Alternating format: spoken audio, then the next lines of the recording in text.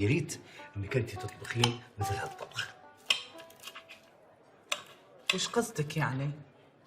ان انا ما اعرف اطبخ؟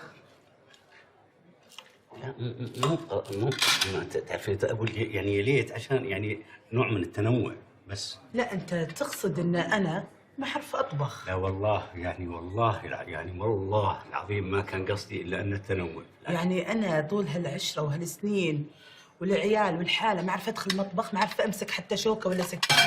لا مو ما تعرفين تمسكين شوكه، انا اقول لك نوع من الاكل، نوع من التنوع. وش اللي بعد تناظر وراك، تشوف البنات اللي جالسين كذا ماني ماليه عينك انا ولا وش فيه؟ يكسر الشر يا بنت الحلال. وش اللي يكسر الشر؟ تقول لي ما اعرف تناظر ذاك الصوب، وش فيه؟ لا تقعدين تفضحين. تمسك ايدي. انت صاحيه، انت هذا تصرف، اقعد انا اناظر وانت معي، هذا واحده مي صاحيه، واحده مريضه. والله العظيم تحديني حاجه. كمان بعد تقول لي مريضه؟ اقول لك مريضه طبعا. انا مريضه؟ طبعا مريضه. انا مريضه؟ هي مريضه اللي تتكلم على زوجها وياها طاوله وكذا. شلون انا مريضه؟ شلون انا مريضه؟ اذا انا مريضه ليه طلعت معي؟ ليه جيت معي؟ ليه طلعت معي؟ جيت معي ليه؟ لا انا مريضه. تعال قلت لك ارجع مكانك.